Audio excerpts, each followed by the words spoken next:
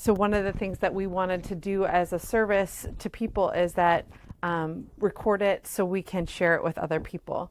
We are beginning a series of what we hope to be monthly or bi-monthly educational classes for our community and for the Turnpaugh community. For those of you who don't know me, my name is Jana. I am the office supervisor. But we are so blessed and thankful to have this office here. We're again super excited to have Dana here. One of the things that we're doing with our providers is a monthly lunch of someone local who is doing something that we want to partner along with. And Dana was our first one. She is local to the area, but had moved away and has recently come back. And she shared with our providers over lunchtime, and we were so excited about what she was doing. And we're excited to have her here tonight to do our first class. So I'm not going to talk any longer. I'm going to turn it over to Dana. Welcome, Dana. Thanks, Jana. Well, welcome to all of you. I'm really excited to be here and talk about this subject today because it's really near and dear to my heart. So I just want to take the time to thank Turnpaugh, the whole group there. And it's just really an honor to be part of this wellness series because I myself am a yoga therapist. And what does it mean to be a yoga therapist? Well, a yoga therapist, yoga therapy seeks to move the individual toward improved health and wellness. And we do that by using the principles and practices of yoga in a therapeutic way. And so one of the tenets of yoga is the breath. And so I want to bring this information to you so that you can take it and use it in your everyday life.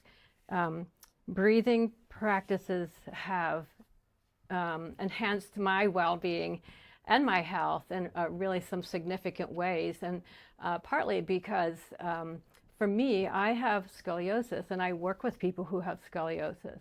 And I've learned to use the breath to help activate muscles in my spine to help keep it from getting the curve from getting worse or just from keeping me out of pain.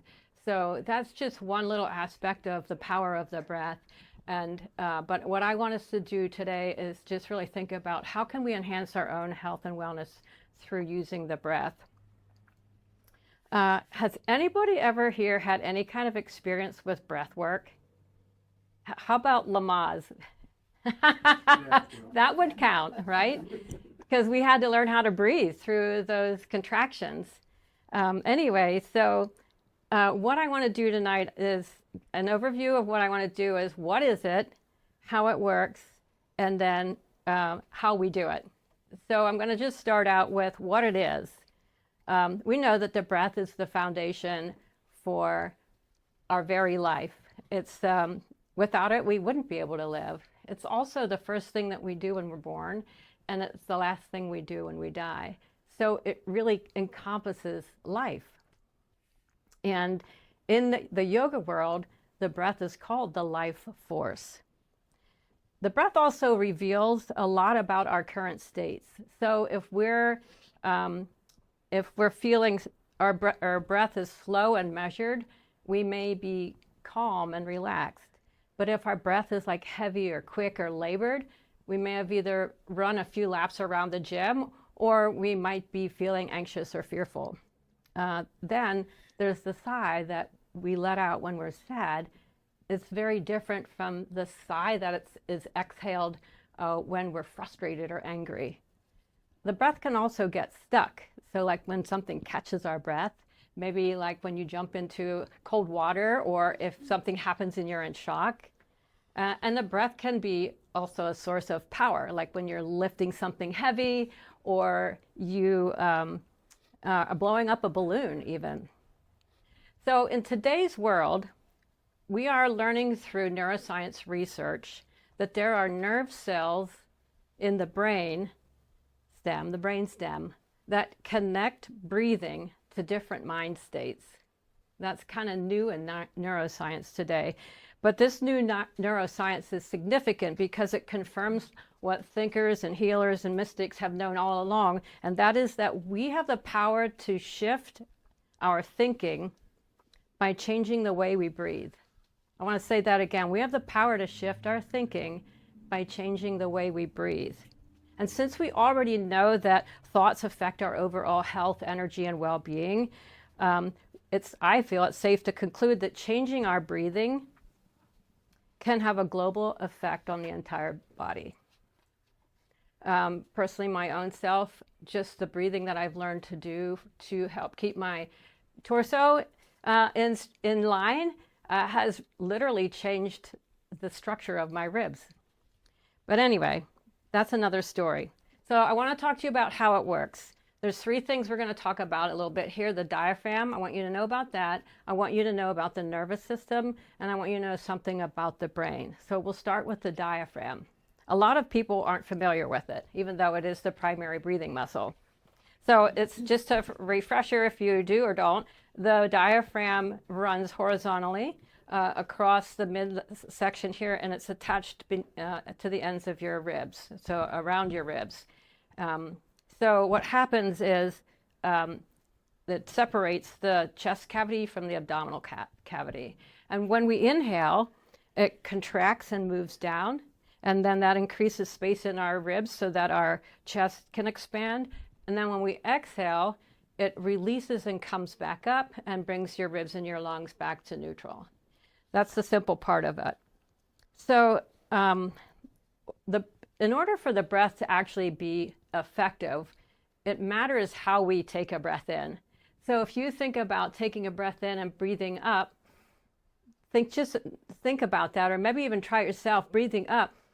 Your breath doesn't really go anywhere. And that's because our nasal cavities from here run horizontal back towards the back of our throat.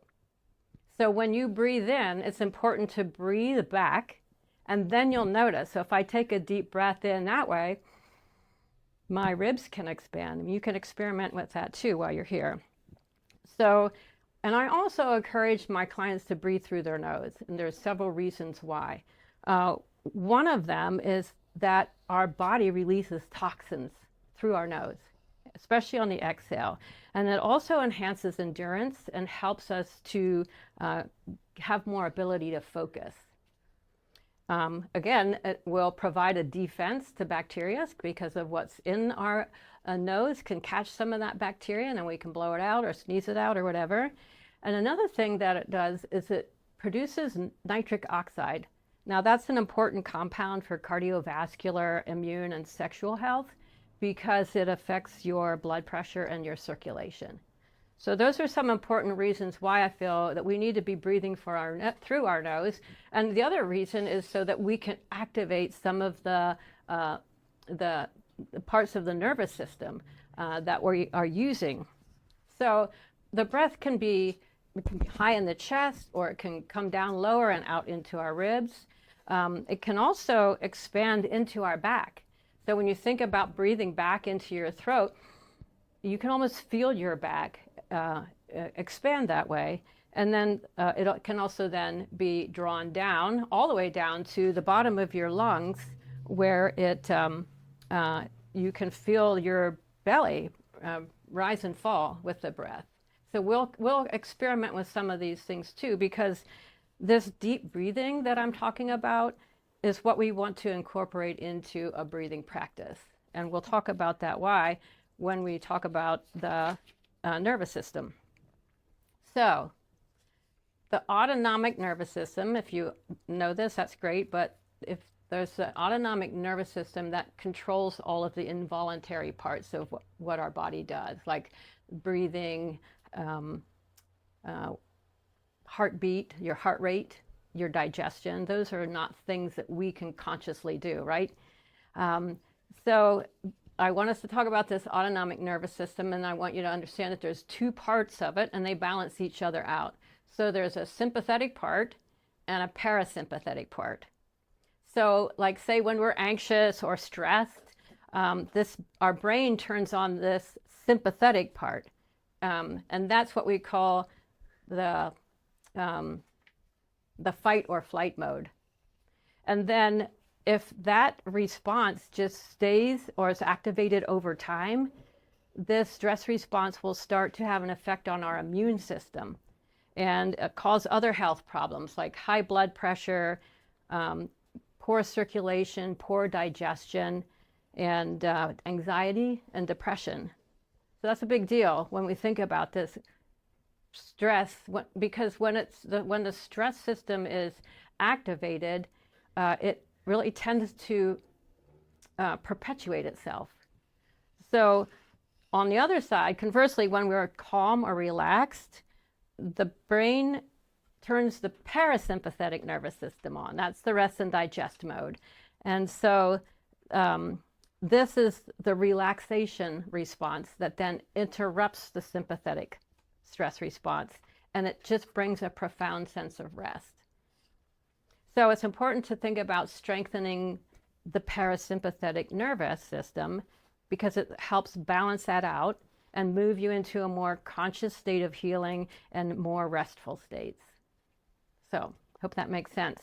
And interesting enough, talking about breathing, like I said, breathing is part of the autonomic nervous system, but it's one thing I want you to know, it's the only thing that you can do completely unconsciously and completely conscious, which is an interesting thing. So when you breathe with your diaphragm, particularly on the exhale, it activates that parasympathetic nervous system because the two correlate together. The breathing, the exhale, activates the parasympathetic nervous system. So I believe that the diaphragmatic breathing is the gateway to that involuntary nervous system. I want to talk now about the brain. How is that involved? Well, number one, the brain is very powerful. And thanks to neuroscience now, we know that we can now understand how thoughts are formed, and what we do with our thoughts has a powerful effect on our lives. So we know more about thoughts, how they're formed, how they work inside of our brains, and knowing that what we do with our thoughts has a powerful effect on our lives. So we engage the brain by incorporating an intention into our breathing practice that will maximize the benefits. So when you set an intention, it gives purpose and direction, and it also serves as a touchstone in this breathing practice, kind of like the North Star that's reorienting us back to home again and again. So the intention keeps you connected to why you're practicing. And that gets especially helpful when your life is full and hectic. So coming back to this intention, it needs to be simple. This is in our breath practice. It needs to be simple, and we have to keep it affirmative, clear, and focused on the internal being and our personal or spiritual growth. So let's say some examples of an intention might be, I intend to stay in my body, or I intend to stay with the practice, or I intend to follow my breath. It can be simple, clear like that. Or you could even go into this other areas of like, I intend to soften, or I intend to open my heart, or I intend to feel what's calling to be felt in my body. A little bit more nuanced things. Or maybe you could even say, I intend to heal myself. Remember, the mind is very powerful. So once you identify this intention, you can start by just saying it silently or out loud, and do that in the beginning. And then you can use it throughout your practice as a guide to help you stay connected. And then at the end, you can revisit that and maybe notice any changes or differences. And then you can also journal it as a way to like further integrate it, because now you're using the brain and your pen or pencil. So this is just one way. Then I have more information on journaling that we'll talk about later on, but it's a great way to help you track your progress or see how you're doing. Okay, so that's the how it works part. Does anybody have any questions? Okay, well, let's move on then to how we do it. So this is where we look at our sheet, our little handout that I gave you. And we'll see if we can find a way to practice these things together. So you're going to have to let go of inhibitions, and we're just going to see where this takes us. Really, my goal is to be able to help you to get acquainted with these breathing practices so that you feel comfortable enough to go home and use them yourself. So this handout will be a guide, but sometimes reading it on a piece of paper is different than feeling what it's like when you're doing it actually. And this way too, if you have any questions or are wondering if you're doing something right or wrong or whatever, we can converse about that, okay? Disclaimer here, before you start any kind of breathing practice like this, please consult your practitioner, your healthcare provider, before doing anything like this. So if you haven't spent much time paying attention to your breath or living in your body, it can be really weird at first, especially to start a breathwork practice. Also in the beginning, it can be really challenging just to be with ourselves, like no distractions, just us and our breath and our body. And so sometimes this body we are getting in touch with is something that we might have be running from. So that's another area to just kind of ponder and think about or notice. So like I said, my desire is just to help you get acquainted with these breathing practices so that you feel confident enough to take them home. Okay, so we're going to start with what I like to call a grounding exercise. It helps us to come into the space and into ourselves and begin to be more inwardly focused than outwardly focused. So this could be kind of difficult when we're all sitting here next to somebody. So it helps to just kind of tune into your own space right around you. So we're just going to start by, if you can, come to the front of your chair so that you're kind of sitting forward. And then place your feet flat on the floor. So we want to feel ourselves at least grounded here to this room in this place. And then think about lengthening the spine. So maybe opening up a little bit, lengthening the spine. And then you can, if you feel comfortable, just allow your gaze to come down a little bit towards the floor, soften your gaze. And if you feel like it, you can close your eyes too. But we'll just take a moment here, pause, noticing where we are, being still for a moment, breathing slowly, and recentering our scattered senses. So one place that I like to verbalize in my head is when I breathe in, I say, I am here.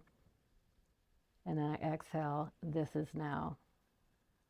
So we'll just take a moment for a couple of breaths to bring that in. I am here. This is now. Okay, so then we'll just come back to this, our handout here. I have 5 breaths. I have 5 breath practices that I want to teach you, and hopefully we'll have enough time to get through all of them. And the first one I have here is called box breathing. So a box is like a square, right? And when we do this, we breathe in, and then we hold the breath, and then we breathe out, and we hold the breath. Now, a common way to do this is using a count. So like say for a count of 4, we'll breathe in, and then we'll hold it for a count of 4, and then we'll exhale it out, and we'll hold it for a count of 4. So that's kind of like where we get that box thing. This is really done, this is used a lot by the U.S.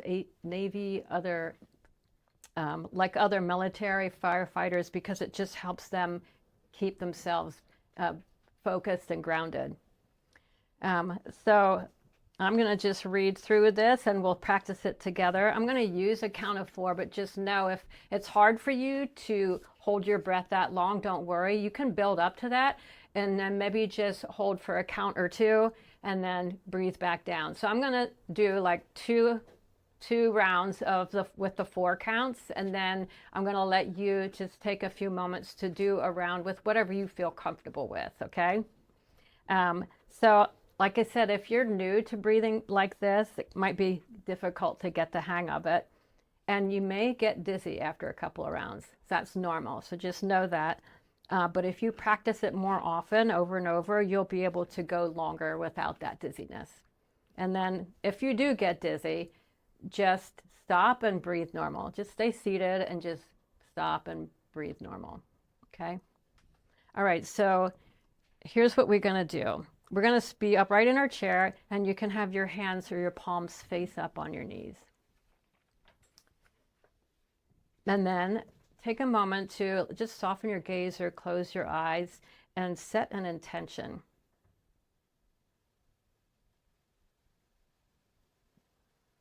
And then inhale and slowly exhale through your mouth, getting all the air out of your lungs. And then inhale deeply for a slow count of 1, 2, 3, 4. Hold the breath for 4, 3, 2, 1. Exhale slowly for a count of 4, 2, 3, 1. And hold again for a count of 4, 3, 2, 1. So we'll do that one more time. Inhale for a count of 4, 3, 2, 1. Hold. 3, 2, 1. Exhale. 3, 2, 1. Hold. 3, 2, 1. And then release. Come back to your normal breath for a moment. And then I'll just give you a chance to take whatever feels comfortable for you. If you feel like you could hold longer, or if you want to hold shorter, just do that. So we'll begin by taking the inhale, holding, exhaling, and holding. And one more time at your own count.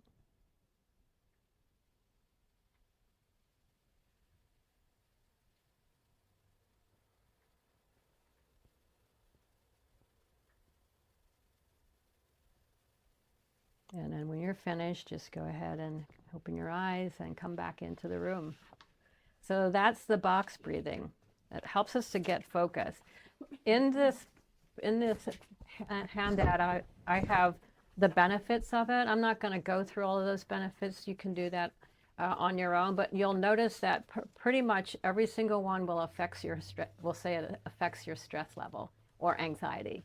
So it's really an important way to use the breath to calm down, especially anxious feelings or thoughts. Then there's the sleep breath. Hopefully you'll be able to experiment this evening when you go to bed. It really does help slow down the heart rate. So first of all, you need to get ready for bed and maybe turn off the lights and get really comfortable. So once you're there and ready to be falling asleep, again, set your intention, okay? Because your intention will let your body and mind know that you're committed to sleeping. So that's a powerful part then of our brain. So we'll just take what we do is we begin breathing in and out of our nose slowly. And then at the bottom of an exhale, we pause for 3 or 4 counts. And then we take the inhale again. All right? So when you extend your inhale, 1 or 2, or your exhale, 1 or 2 counts longer than your inhale, and you practice this for a couple of minutes, you'll notice that your heart rate will slow down. And if you're holding your breath at the bottom of the exhale is like new for you, again, like I said, just go slow, don't force it. But the hold at the bottom of the exhale is an invitation to take the deep breath, the breath deeper, and to slow it down. That's the reason for the hold there at the bottom. And if it's not comfortable, That's okay. Just like I said, hold it for 1 or 2 counts and then work your way up. So the amazing thing is that the lungs and the heart can send feedback. This is the whole autonomic nervous system now. The lungs and the heart can send feedback to the brain and essentially convince the brain that things are calm and peaceful, even when there may still be stressful circumstances or anxiety-provoking thoughts that might be circulating in your head. And if you notice these kinds of thoughts circling in your head, you have the ability to notice them and then just let them go. Let them just move on. So that's a really important part when we also begin to take stock of anxious thoughts, is to allow ourselves to, like the intention is, if our intention is to fall asleep, we can then let our thoughts go. You might even want to make an intention of letting thoughts go. So that's all of that kind of works together. So we'll just practice this for 1 or 2 rounds. It's pretty simple. Just breathe normal. We're not laying down and we're not in bed, but just be comfortable. Yeah, don't fall asleep. So we're just going to breathe normal, and then we'll take a breath in, and then just exhale slowly out of your mouth. And then close it and pause for about 3 or 4 counts. And then inhale in again.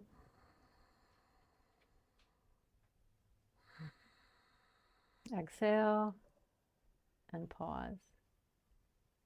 You can do this with the exhale with your nose, through your nose, or you can do it through your mouth. So we'll try one with using our mouth on the exhale. So breathing in,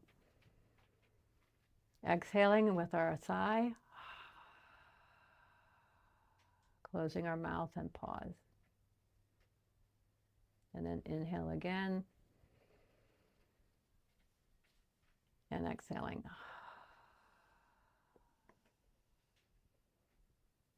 And then just notice what you notice right here when you leave this exhale, and let it pause for a moment or 2.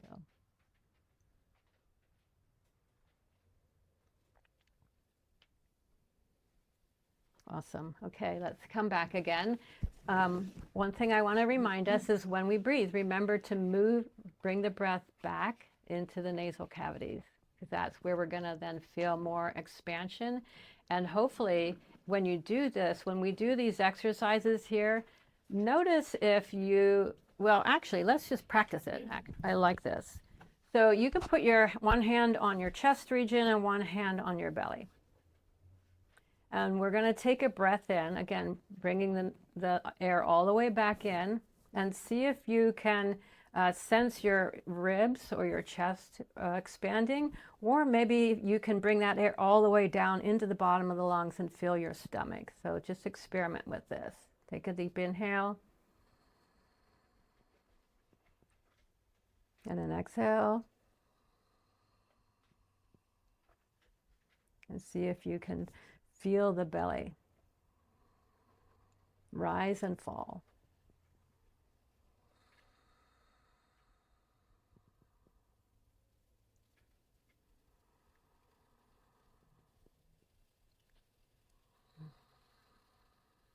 And then we finished here with this exercise. This is something that you can do when you're in bed even. It's actually easier to feel your stomach rise and fall when you're laying down. So you can do that too in this sleep breath.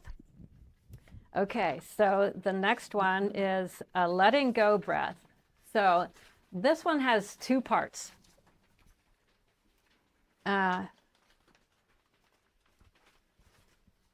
So we can do this sitting down, or we can do it standing. And we'll just first start with it standing. And there's something a little bit more unique about this breath, because we're going to open our mouth and we're going to exhale with our mouth really wide. This is really helpful, like if you're going to be speaking in front of somebody, or if you're going to be singing and want to warm up your voice, that sort of thing, because it does help to clear your throat, and it helps you to relax the facial muscles and the neck muscles, and it stimulates your vocal cords. So this is how we're going to do it. Again, we sit like this. We can place our hands on our knees here. So we're going to sit forward, placing our hands on our knees. And then in this one, there's a place to put our eyes. So there's three options. You can just put your eyes up and look up at the ceiling, and maybe you want to just put your gaze a little bit up here. You might feel a little bit cross-eyed, or you can put your gaze down here on your nose. So 3 different places, you pick. I'm going to do it with my eyes looking up at the ceiling, so it will be very obvious. And then from that, we're going to lean forward slightly, and we're going to brace our hands on our knees. If you're sitting on the floor with your legs cross-legged, you could actually brace your hands on the floor in front of you. But then what we're going to do is spread our fingers really wide. So this is a powerful exhale. That's what this is. It's a powerful exhale. So we're going to breathe. Here's the other part. We open our mouth wide, and we stick our tongue out and point it down towards the floor. Okay, stretch it down towards the chin. And then we're going to exhale forcefully. I'll just show you. Why do you think it's called lion's breath, right? So that's what we do. It's fun. Now, so we got to release all this whatever here, any sense of inhibition and we're going to let it go. So this is really helpful. The last time I used this was when I was getting ready to go to a class, and there are lots of things. I forget something, I had to go back to the car, and then my husband was trying to tell me something, and all this stuff's going on, and I'm like, I'm all frazzled. I can't go to my class this way. So I just let out a huge lion's breath. I did the standing one, but I just let it out, and I had forceful sound to it as well. And it was just, let it go. This is why we call the let it go breath. It's just really powerful. So we're going to try this together. And then, so while we exhale, we want to make this sound. But we do have to open our mouth. We have to expose, let the air come across the vocal cords, and then just let it go. So hands are on our knees. We're kind of bracing ourselves, sitting forward, putting your gaze wherever you feel comfortable to put it. Breathe in, and then just let it out. Do that again. Inhale it. One more. Awesome. Great job, right? So just let it go, right? It's just exactly. Do that at work. And you can. It won't clear your lungs out after a while. Yes, it does clear out your lungs. And so it'll also just, you can shake it out too while you're at it. If you want to, you can just shake it all out. So that's a great thing. And then do that a few times, and then you rest a little bit and see how you feel. So on this one, we're going to stand up. So this next one, it's the same let it go kind of practice. And what this one entails is just we want to stand with our feet hip distance apart. And then, so we're going to actually think about standing really tall. So I want you to engage your thigh muscles here. And then kind of lift your rib cage up out of your hips. So we are really nice and tall. And when we do this, we're going to let out with that sigh again.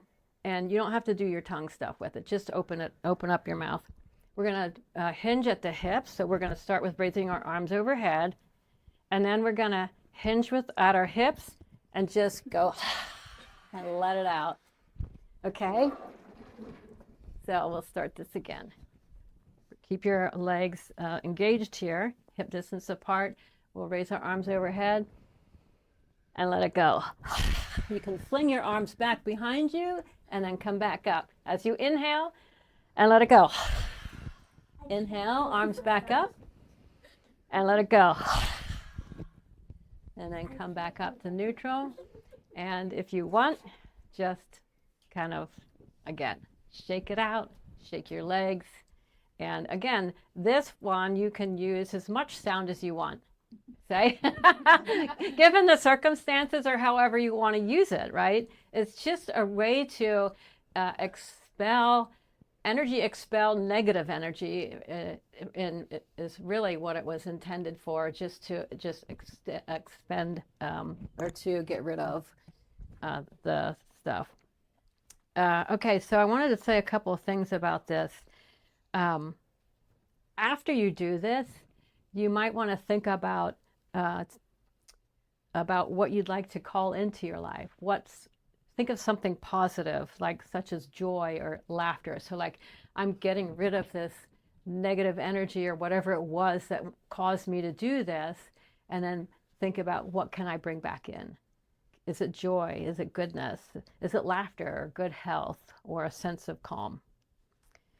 When you're setting your intention then in this particular breathing exercise, you're setting the intention on the present moment. What's happening right now? So like you get into an argument with a spouse, or you're at work and somebody says something to you that wasn't really nice, and you're kind of feeling triggered inside. You can walk into the bathroom or whatever and just do this a few times to just bring yourself back. And then after that, maybe, bring whatever else you want to bring back in, like, I don't deserve to be treated that way, or I can live, regardless of what this person thinks of me or whatever. So that's a good thing. The other thing too, like I said, exhaling through the mouth is a great way to move the energy out of yourself, because it gives you a faster, a fuller release. Okay, so also moving in sync with your breath helps to bring your heart and your mind into alignment while giving you this spaciousness so that you can release what's no longer necessary. Again, like when you exhale, imagine yourself releasing what no longer serves you. And notice if you have any resistance too, like when you're doing this, or like if you're holding on to anything. And in this case, just simply acknowledge it and trust that you can let go whenever you're ready. Okay, so this last one, we can do this sitting down.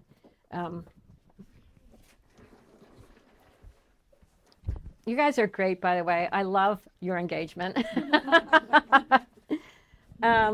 Okay, we do have time. So the last one is called an anger calming breath. And while there are a lot of different breath types in yoga, this one was developed by Dr. Andrew Weil. He's an American medical doctor who advocates for integrative medicine. So this is the thing that I like about what I do as a yoga therapist, is it's called alternative medicine, and it fits perfectly with the health and wellness that Turnpaugh is doing. And so these types of things are very easy to incorporate into a holistic way of bringing in health and well-being. So this particular breathing exercise really is another very effective way of bringing like this overactive sympathetic nervous system back into regulation. And the sheet that I gave you kind of lays it all out and how you can build up to doing it in a way that is something that you might want to incorporate just for your everyday. Like you can call this like the mother load, I guess, of breathing. I don't know, because it's just something that really encompasses everything. And that's where we talk about really the breath being able to have a global effect on our lives. Okay, so what we do is we breathe in for a count of 4, and then we hold it for a count of 7, and then release it for a very long, extended for a count of 8. So now instead of like holding the breath at the bottom for a count of 1 or 2, we want to build up to be able to holding the breath for 8 counts. So this is something that we have to build up to, right? And also, if you really want it to have long-term effects, And this is really interesting, but you do have to do it more often and longer and then you can notice your physiological changes. But over time, when somebody practices this consistently, they're able to lower their heart rate, they can lower their blood pressure, they can improve their digestion, and they can improve their circulation, and they sleep better. Okay? So if you really want to be committed to a breathing practice, this would be one that you could just do all the time. And because you automatically will be able to sleep better. But in those cases, like those 3 o'clock in the morning things when you wake up, that's also a very good time to just use the specific one for breathing or for sleeping. So we just, again, sit in a comfortable position and take a few deep inhales and exhales. And this is also a yogic tip, is that when you exhale or when you do a breathing exercise, you put the tip of your tongue on the fleshy part behind your upper teeth, like that. And then when you blow or breathe out, you breathe out around it. So Dr. Will suggests that you do it this way in this breathing. It's probably something you could always do, but if you do this, you'll probably end up thinking about doing your exhale the same way. So we're going to put the tip of our tongue on the top of the roof of our mouth right behind our teeth. And then we're going to breathe in through our nose quietly for a count of 4. And then we're going to hold our breath for a count of 7. If you can't hold your breath that long, that's okay. And then you'll blow it out through your mouth audibly and forcefully. So I'm just going to do one round for you to see. So I'm going to breathe in for a count of 4. First of all, for a count of 4. Wait, I have to breathe, exhale. And breathe in.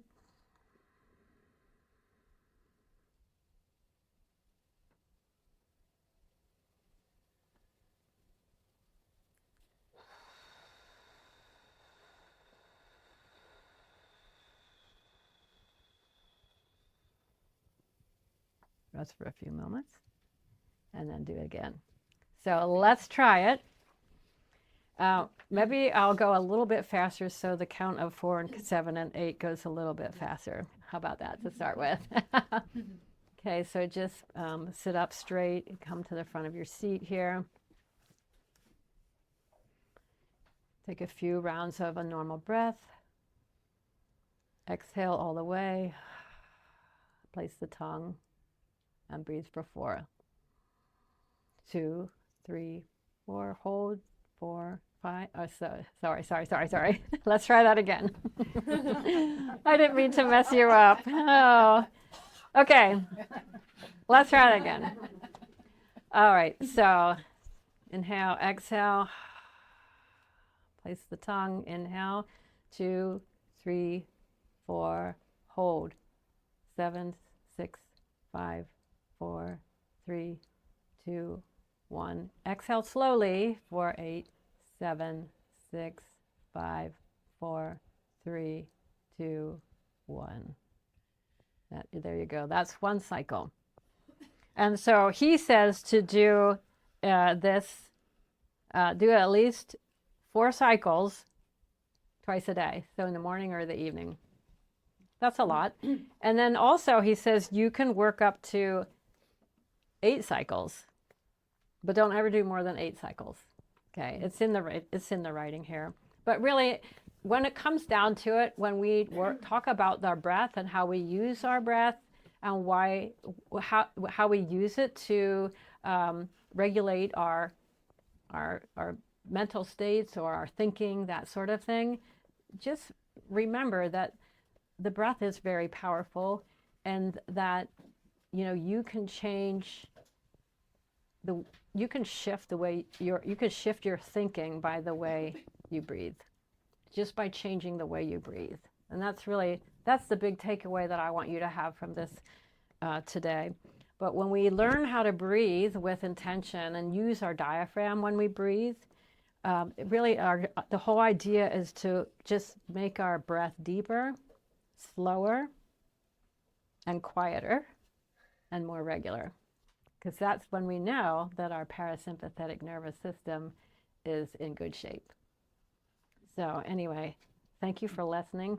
Oh, there are a few tips on the bottom of this last page. One on about how to close your practice. So if you're at home and you take a few minutes to do this practice, it's just take a minute or a moment to acknowledge the end of your practice, because it helps you to assimilate that what you've gained from your session and transition into your next activity, feeling a little bit more spacious, maybe a little bit more aware. And so, again, it doesn't have to be any big deal. And the other thing is about journaling. So if you want to, you can keep notes on what you're discovering just to see how far you've come or what you've learned, or maybe something that you've noticed and about your experience, maybe what's something that might have come up, or something maybe that you learned new about yourself. So anyway, again, these practices work over time. So be patient and just remember that you really are literally retraining your nervous system to become more resilient and balanced, and that will have a long-term effect on your life. So thank you. Could you show us the relax and unwind one? Oh yeah, I did miss that one, didn't I? It's okay. It's just one that I was like, this is. Yes, relax and unwind. Okay, let's do this. This is called alternate nostril breathing. So, have you tried it? Yeah. Well, it will actually help open up your nasal passages. You'll find that one or the other might be a little bit more congested than the other. So just know that and try to stick with it. And when it says here that it lowers blood pressure and it lowers the heart rate, this is another true thing about it. Because it's a regulating breath, because each nostril affects different parts of your body. So we start by, again, sitting in the comfortable position. Let me just show you what we do with our hand, because it involves breathing into one side and then exhaling, and then exhaling and then switching the nostrils. So we're going to use our thumb and our ring finger. And so I just want you to lightly place your thumb on your right nostril, just lightly. You don't have to close it or anything, just be light. And then take your ring finger and place it lightly on your left nostril. Now your fingers can just rest lightly on your forehead, or if that's comfortable, depending, people have different physiological aspects of their nose and their fingers. If it feels comfortable, you can just curl those two middle fingers down if you want and do it this way. So either way, I prefer this, putting my fingers up here, because I feel like I have more space and I have this sensory input of lightness. So if I feel I'm pressing hard on my forehead, it's a reminder to me to just lighten it up a little bit. So what we're going to do here is we're going to take a deep breath through your nose, and then hold on. And then exhale through the mouth. Use your right thumb to close the right nostril and inhale through the left nostril. Then close the left nostril and open the right and exhale. Inhale through the right nostril again. Then close this nostril and open the left and exhale through the left side. Now that's one round right there. So you can repeat that for a number of rounds. And just remember that you're going to always end on the exhale. So if you're starting, when you start, you're going to close the right thumb. Okay, so you're going to take a deep breath in through your nose, and then you're going to exhale through your mouth, and then use the right thumb to close the right nostril. And then you inhale through the left nostril, and then close the left nostril and exhale through the right nostril. Then inhale through the right nostril and switch, and exhale through the left nostril. And inhale, switch, exhale through the right nostril. That makes sense? So we inhale and then we switch at the top, and then we exhale, and then we end at the exhale.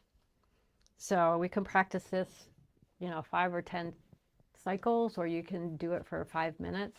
When you do it longer, it has more of effect on the heart rate or in the lowering the blood pressure. I know a couple people who used this particular type of breathing to get themselves out of AFib. Isn't that an interesting thing? What's AFib again? It's when your heart starts to beat really irregularly and quickly. Yeah, not everybody, but for some people, that's what they use. So, okay, so that's the other relaxing one. So do you have any questions? You want to share anything that you might have noticed or anything like that? What would be the best one to use if you were in a very frightening situation? If you're really frightened? Yes. Okay, so right now then you're in a sympathetic fight-flight area, right? And you're activated, the sympathetic nervous system is activated. So we want to do, again, something that's going to affect the parasympathetic. And the best way to do that is any practice that lets you breathe in, but your exhale has to be longer than your inhale. So if you go to Dr. Wheel's thing and you breathe in for 4 counts and then you exhale for 7 and hold it there for 8 more counts, it's going to have a tremendous effect. So think about activating the sympathetic nervous system using the exhale, and when you hold the breath, it just keeps it there for a little bit longer and helps to lower the heart rate.